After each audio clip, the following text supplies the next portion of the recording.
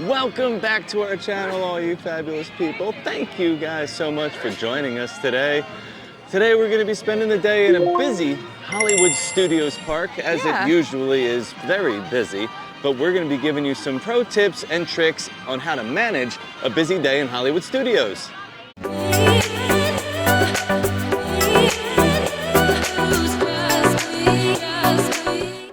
If you've watched our videos before, you used to hear Steve say how this was my least favorite park, but it's grown on me. Yeah. And one of those reasons that it used to be my least favorite park was because I just felt like it always seemed chaotic.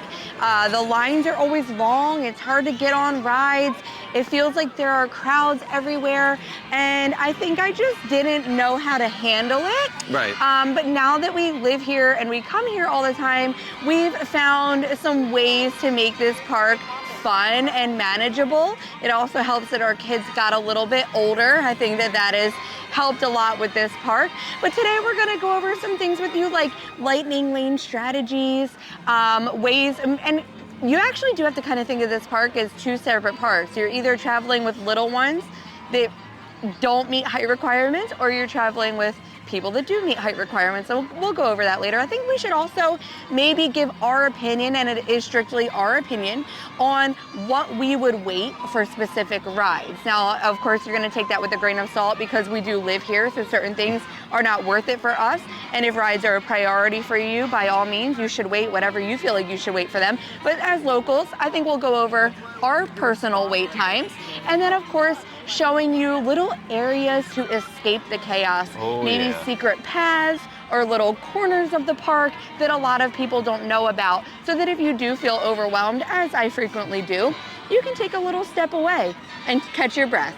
So let's head right in, and I think we'll start with lightning lane strategies. So we've ducked off into one of our quiet little secluded areas in the park over here by ABC Commissary, and we're going to use this quiet space to go over our morning strategy and also lightning lane strategies. Yeah, so the morning is a great time to maybe try to grab a ride that has a long wait while also not using lightning lane. A lot of people aren't up early. You do have to kind of fight those crowds getting in. Sometimes like ticketing and security can get kind of long, but a lot of people don't stroll in until a little bit later, especially if they plan on watching Fantasmic. So you can usually catch a shorter wait time in the morning. Now, with that being said, let's say that you've purchased lightning lanes, which we have several times in the past, and we actually have a video on whether lightning lane was worth it or not. And even when we've purchased it, we've had a very hard time getting Slinky Dog. And if we were able to get it, it usually wasn't until after 7 p.m. And then also Rise of the Resistance is not included in like that multi-pass. You have to pay separately for that. It's an individual lightning lane, and even that we have had a hard time getting it. When we just came with my parents, and this was like around Halloween, we could not get Slinky Dog at all. It was completely unavailable, as was Rise. So we used morning strategy for that. We ended up not doing Slinky Dog, but my parents had never done Star Wars Land, so we used that morning time to get in line for Rise of the Resistance to get it over with. Now, the reason I say those two rides are great to do in the morning, sometimes they shut down. Often they shut down, actually. So even if you have a lightning lane for it, if it shuts down later, that might throw a wrench in the day. If you can't get an earlier lightning lane, it might just be worth it to wait it in the morning and get it done and over with while you know it's functioning, and like before the crowds really start to enter the park. Now let's go over lightning lanes. I feel like, you know, I kind of mentioned earlier, you have to treat this park as two separate parks. Our youngest is now 4, and she is met the 42-inch height requirement, and that's been kind of a game changer. But for several years, between Luna and Maggie, there have been tons of rides that they were not able to go on because Hollywood Studios actually only has 2 rides available that do not require a height requirement, and that is going to be Mickey and Minnie's Runaway Railway and Toy Story Mania. So if you have little ones, I would prioritize those 2 rides for lightning lane so that they have something that they can do. And shows are another great option for those little ones to make them feel like they're doing something in this park. Now, if you're traveling with older people in your party, kids, teenagers, all adults, I wouldn't necessarily choose those rides as maybe Mickey and Minnie's, maybe But I would say, of course, if you can purchase that individual Lightning Lane for Rise, do it. It's an amazing ride. And then I would prioritize personally, Rock and Roller Coaster is one of my favorites. Now that is going to be getting refurbished into Muppets, but it is going to be the same track, so it's still going to be really fun. I hate Tower of Terror, but a lot of other people really love it. So that's another great one to prioritize if you have kids that meet that height requirement, which that's only 40 inches, so that one's not too bad. Do you have any other rides that you feel like would be priority? Like, I'm saying like those first 3 that you can choose early. I mean, it depends on your your party and what they enjoy. There's always Millennium Falcon, which can have a higher weight, but is usually available. It's usually on Lightning available, lanes. correct. I feel like, Tower of Terror sometimes is tough to get. I mean, Rise and Slinky are definitely going to be the 2 toughest ones to get. And it's really going to be Rock and Roller fun, Coaster, even if you have adults in your party. So that's another great one to prioritize. Now, when we're talking Millennium Falcon, Aliens Throwing Saucers, Star Tours, you're not going to really have an issue getting them throughout the day. They're not going to be a hard Lightning Lane to come by. So those are my rides that I would say should probably be your priority if you are choosing those first 3. And as I said, for the little ones, if you want them to get on something, choose rides for them. Let them enjoy their day, of course. We're going to be making our way back towards Galaxy's Edge, and this is the little secluded cut through that's going to be avoiding the crowds that head over towards Indiana Jones Epic Stunt Spectacular and going past Backlot Express and all of that stuff over there. So this is going to be your best route to travel to head over to Galaxy's Edge, and also once Monstropolis opens, this is going to be a direct path to get right to Monstropolis and avoiding that whole Backlot Express area. Another reason we take this area is because ABC Commissary is here, and if you need to refill your water bottle, they do have the soda machine here that does not require a special cup to operate, so you can come in here, fill up your ice and your water, and make your way on to where you are heading. Speaking of little nooks of this park that I absolutely love to escape the chaos, Baseline Tap House is one of my favorite places here. Now, they only have 3 menu items. They have like a chip and dip type thing, a pretzel, and a charcuterie. So, it's not gonna get as busy as those quick service locations for meal times, and as you can see, it's not very busy right now at all. But I absolutely love coming over here and just picking on a snack to just get away from the chaos. You can still see everything, but they have a good amount of tables out here, and it just tends to be like a nice, relaxing adult moment in the park. So before you enter Galaxy's Edge, Star Tours is not actually in that land. Star Tours is, an older ride, so it didn't make it into the new land. It's actually right next to Backlot Express. But Star Tours is a phenomenal way to beat the crowds because it rarely ever has a long wait. We catch this one all the time at around 5 to 10 minutes. I would say we'd probably wait maybe 20 minutes max, and that's because we know we can get it for 5 to 10 minutes. Now, if you see that line kind of long, let's say it's around the 30-minute mark, I'm going to tell you what happened. Everybody came out of Indiana Jones, and it's close by. So Frozen. So they all said, oh, it's a 5-minute wait, and they all went over there to get on it. That wait time will go up, and then as soon as that crowd disappears, the wait time will go back down. So if you see it kind of high, don't worry about it. It won't stay high. It's also one, if you have Lightning Lane, that you will be able to get anytime throughout the day. It's definitely not one that you should be thinking of as priority, thinking of it as something later on to fill the time. You might not even need the Lightning Lane for it because 5 to 10 minutes, you possibly won't even need it. But that has a 40-inch height requirement. Our kids do love that one, and they added a bunch of new missions to that ride. So it is a little bit more exciting than it used to be when it was the same thing every time. And you could ride it multiple times now and maybe get a different experience each time because of those multiple missions and multiple extra scenes. Right. Well, we made it back into Galaxy's Edge, and just like we were talking about a minute ago, Star Wars Rise of the Resistance is down. If you ever see cast members lined up like this in the front of the queue line, and usually a crowd of people saying, what's going on? How do I get on the ride? That means it is currently down. Now, we never know how long it will be down.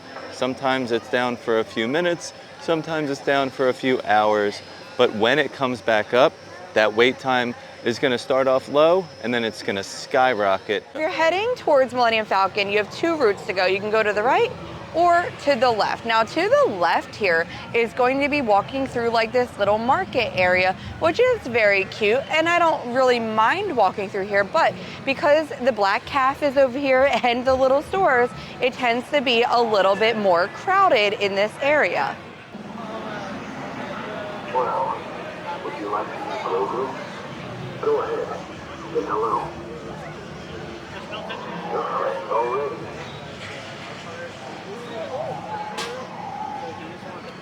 This is Grogu.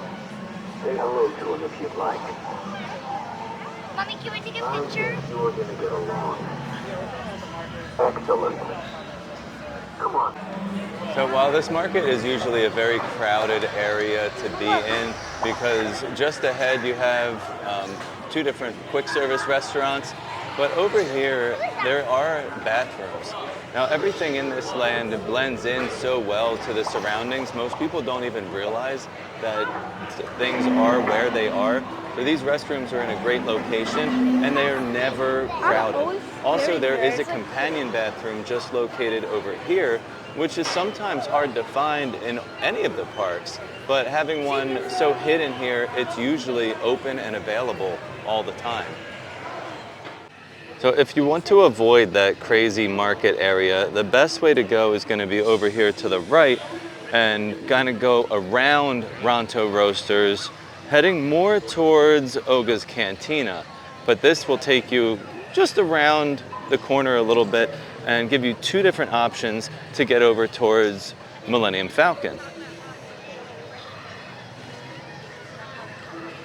As you can see, there's literally nobody out here in this walkway, and I was just up there in the market area showing you how crowded that always is, but that's because it's a very small pathway and it leads over here up to Ronto Roasters, which is one of the great quick service restaurants here that is not hidden and that does not blend in. So most people are going there to get something to eat.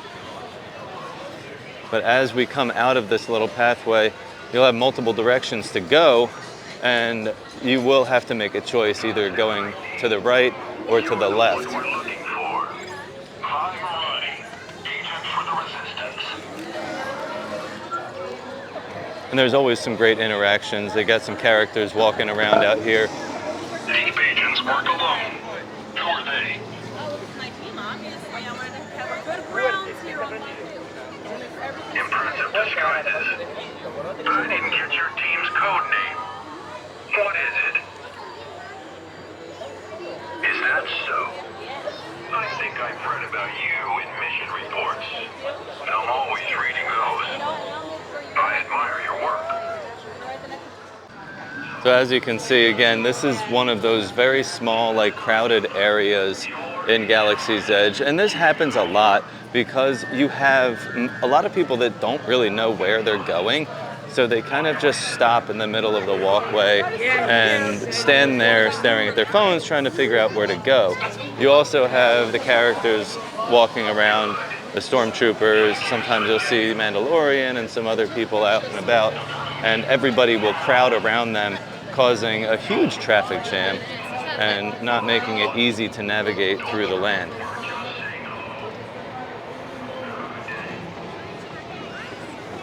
And see, as we get out of that little area, we have a big open space here.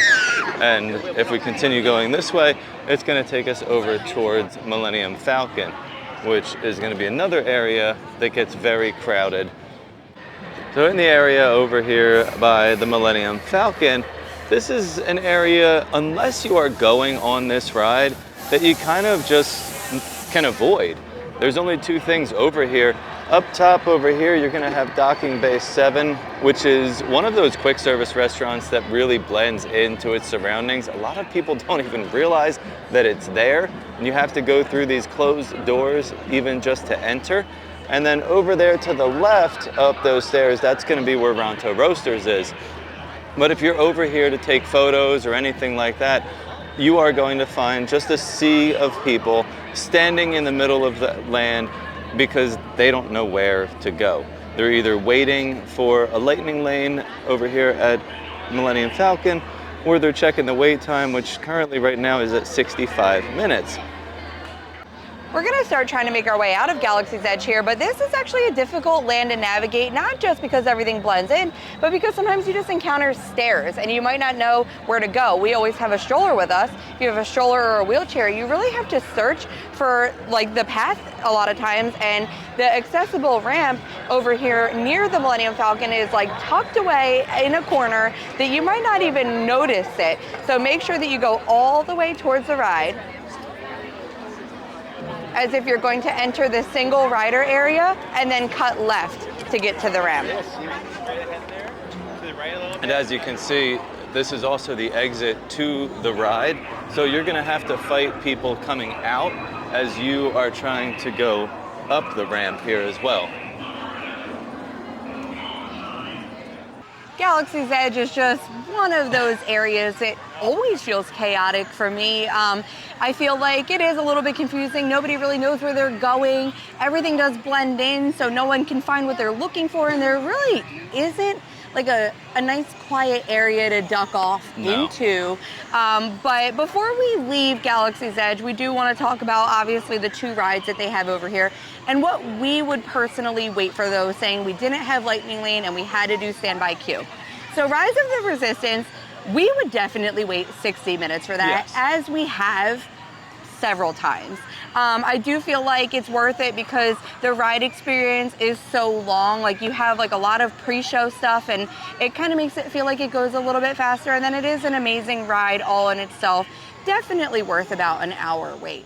Millennium Falcon, not so much. That tends to not be one of my favorites. I think once they start introducing new missions on that ride, but it's really not enjoyable for me personally unless I'm pilot. I don't really enjoy being gunner or engineer. And as you can see, it had a very high wait time today, and I personally would only wait 30 minutes for that. I just feel like it's just all right. It's kind of like an elevated Star Tours. Right. And the queue lines for both of those, like the Millennium Falcon, the 30-minute wait, it's still a lot of like standing still. Yeah. But with a 60-minute wait on Rise of the Resistance, you're never really standing still. No. The line continues to move, and you Right. move through different areas of the queue that keep you occupied, and you don't feel that hour that you're standing there. You don't even feel it. Right. So we are going to now exit Galaxy's Edge, and we're going to exit one of our favorite ways to get the heck out of here. So one of our favorite ways to exit Galaxy's Edge is to come out near the Millennium Falcon and head over directly into the back entrance of Toy Story Land. There's also a couple places to sit over here. It's usually also a very shaded area, but they do have some umbrellas set up that you can kind of duck out and kind of relax a little bit before you head back into the chaos of Toy Story Land. As you enter Toy Story Land from this back entrance, the first things you're going to come across are this new popcorn and snack stand. We did stop here the day that it opened, and they have like pizza pepperoni spring rolls that were very good. We have a video on that we can link for you. But directly across from popcorn and snacks, you're going to come across Alien Swirling Saucers as the first ride that you'll see from this entrance. Now, currently the standby wait is 20 minutes. I would wait 20 minutes for this ride, but I would not wait any more for that. But with that being said, it does have a smaller height requirement. So the height requirement for this is only 32 inches. So I would consider waiting a little bit longer if I had a little one that met that height requirement, but not many more height requirements in this park. So as we navigate through Toy Story Land, we always run into the crowds. We kind of run into this land and run out. Yeah, you're always going to run into crowds here because there is only one like pathway to get through everything except for that little cutoff to go over to Slinky Dog. And that little section right there where like it splits off is always the busiest because people stop and stand there and they're not sure if they want to continue straight to go towards Alien Swirling Saucers. They don't know where to park their strollers. They don't know where to park the strollers. So it gets very chaotic and very crowded. And that's just one part of Toy Story Land that you're going to have to deal with. Yeah. Figure out where you're going ahead of time and figure out how to get there. Right. So you could avoid being those people that just stop in the middle of the walkway. And with the crowds always piling up there, they are also heading over to Woody's Lunchbox, which is one of the only quick service restaurants, well, the only quick service with seating Right. available. Now, their seating is recently been expanded to make it larger, but you still can't find a seat. It's always packed. It's always busy. They do have the Pizza Planet, the popcorn and snacks cart, but again, there's no seating over there for you to enjoy it. Yeah. But Woody's Lunchbox is a great spot. Just make sure you mobile order. That way you can have your order ready and you don't have to wait in that long, very long line to order your food. Speaking of Toy Story Land being chaotic, I wanted to just get away from it a little bit, as I always do. So we kind of came in front of like that main entrance here, and this is the way in that we were talking about earlier, that it's always going to be so packed. Everybody wants to come in this way and see Woody. You can see Slinky Dog back there, and it's a little overwhelming. Yeah. But we still have 2 more rides to talk about in Toy Story Land. We talked about Alien Swirling Saucers already, but there's also Toy Story Mania. That's one of those ones that doesn't have a height requirement. So if you have little ones, it's a great ride to get on. Now, us personally, we probably wouldn't wait more than 30 minutes for that, and that's kind of pushing it. Right. It's not my favorite ride because I don't like having to constantly pull that little like drawstring situation to like play the games.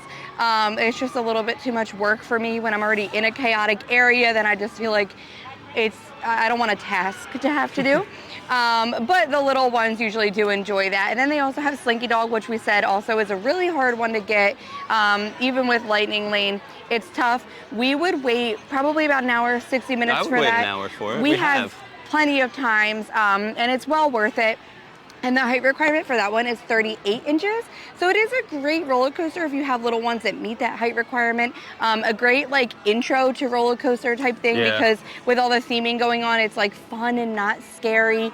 And of course, it's like the main feature because the entire ride stretches like through the entire land. You can see it from Aliens, and then you can see it all the way over here.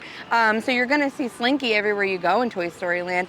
But speaking of that, we are going to just get away from Toy Story Land and regroup. One of the other ways to escape the crowds is over here heading towards Toy Story Land, and that's going to be Walt Disney Presents. Now this is a little like history museum almost of Walt Disney himself and things that he has worked on throughout the years. And all the way in the back of the Walt Disney Presents area, you're going to find a aerial meet and greet. That's the aerial from the live action story. And they also have a little theater back there right now that is showing Percy Jackson and the Olympians Season 2 sneak preview. But it's always air conditioned. There's never anybody inside. And if you love Walt Disney, you love history, this is definitely something you're going to want to check out. Another great way to like escape the chaos would be to book a sit-down dining experience. There aren't too many in this park. Hollywood and Vine is what I would say is probably one of the most popular ones because that is a character buffet and a lot of people come to see characters and they want that experience.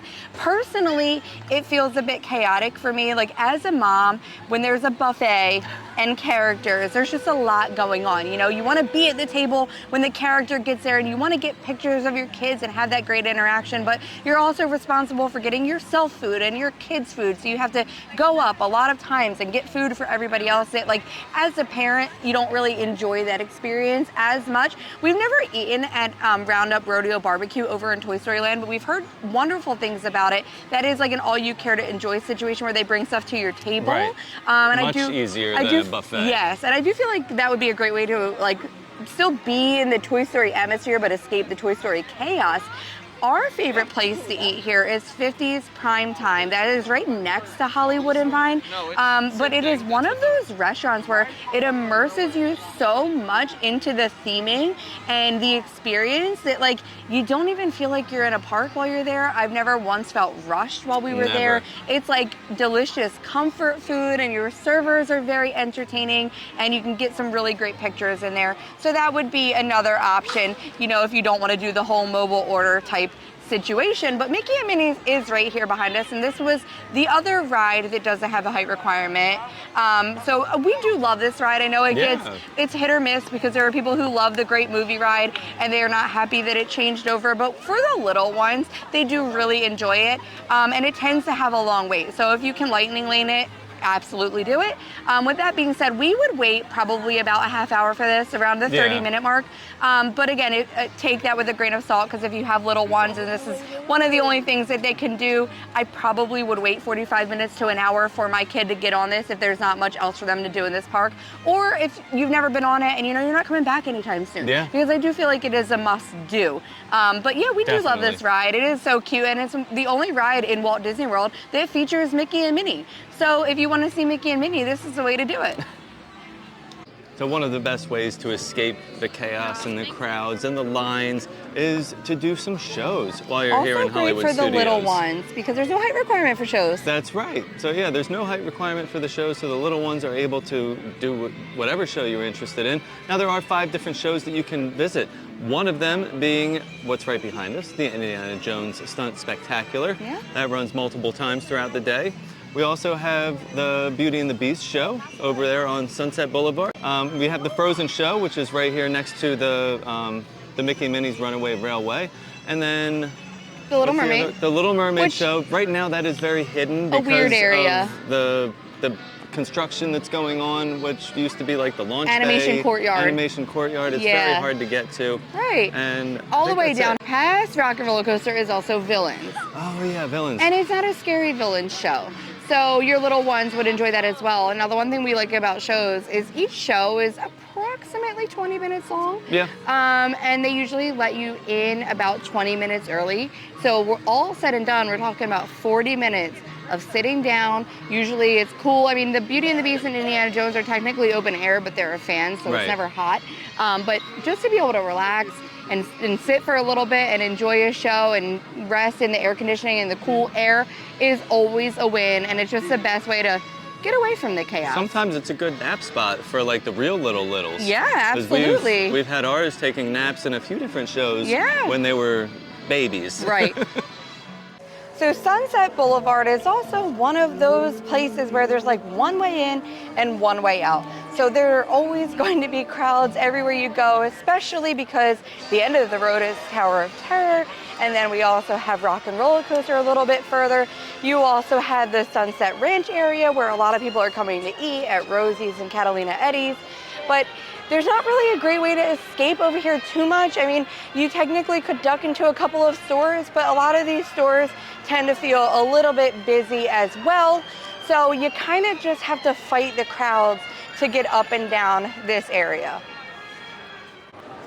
Well, Steve and Luna decided to catch a ride on Rock and Roller Coaster because it only had a 20-minute wait, which is amazing. Now, speaking of Rock and Roller Coaster, we would probably wait about 45 minutes for that ride. We love that ride. It's so great, and I'm so glad that the theming might change, but that the ride is going to remain the same because it's the only roller coaster in Disney World that actually goes upside down, which makes it really fun.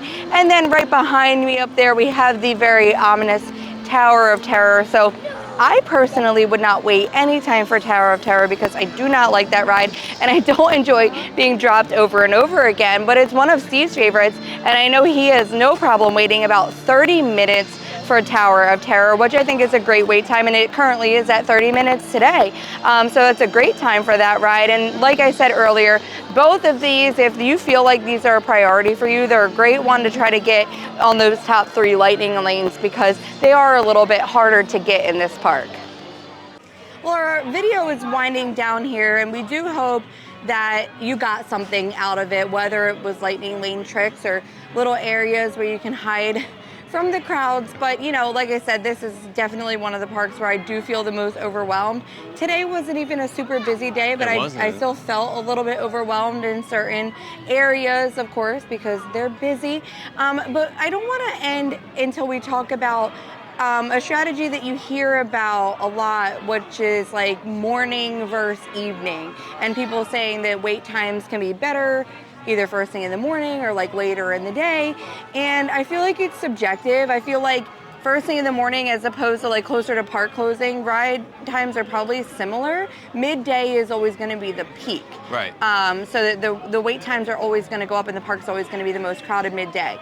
Now, I feel like I don't really want to give my 2 cents on that because It just depends on if you have like little kids or not too. Like we always have done better in the mornings because our kids are better in the morning and they get tired later in the day and cranky, and the evenings have been difficult when you have little ones.